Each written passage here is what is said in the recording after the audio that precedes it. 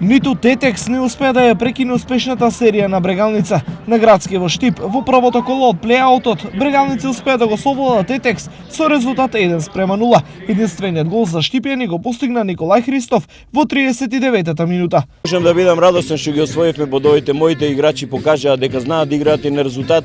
Не е секој пат играта допадлива, значи дека ќе донесеш до резултат.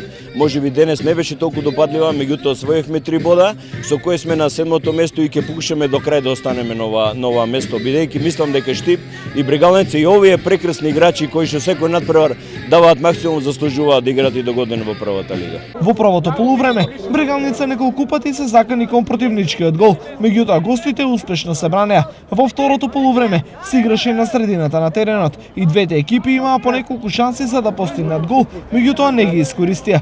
Во првото коло од плеаутот силите ги одмерија екипите на Турново и Пелистер, средба која ја добија Битолчани со резултат 0:1. Во разигрувањето за титулата Шкендија славеше над Ренова со 3:1. Вардар беше убедлив против Металург Скопје и го совлада со 2:0, додека Работнички и Силекс завршија 3:1. Брегалница со 33 бодови е на првото место, додека Турново со 30 е второпласиран. Пелистер има 26 бодови и е на третото место, додека Тетекс со 11 бодови е последно пласиран. Следниот надпревар Брегалница го игра на домашен терен во среда против екипата на Турново.